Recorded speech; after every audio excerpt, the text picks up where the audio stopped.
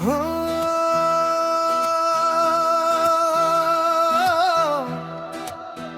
रे सजनी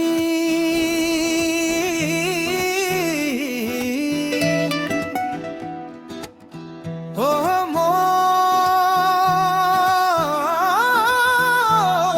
सजनी तोर अखियां में बस गे मोर मनवा। अब कई से दूर रहवा।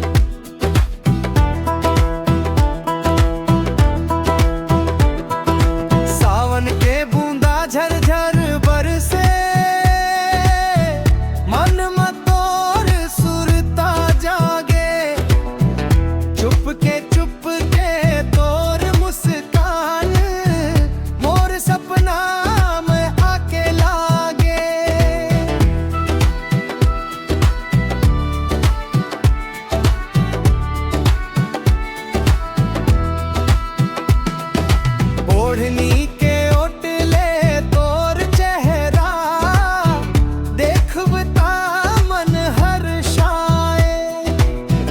बिन बोले तोर नैन के भाषा मोर मन ला सब समझाए। तोर गोठ में मीठ मिठास है सुन के मन बहक जाते। तोर संग के छोट छोट पल सगरी जिंदगी महका थे।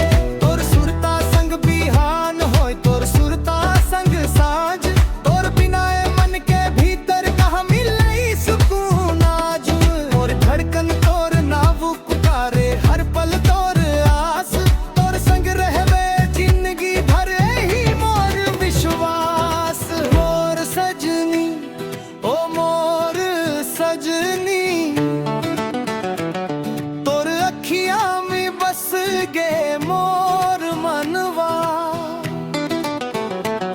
तोर बिना कैसे कटही दिन तोर बिना सुना लागे जिंदगी। सजनी ओ मोर सजनी तोर माया मोर दिल सांस में बसे। तोर संग हसवे तोर संग जियवे मोर मन तोर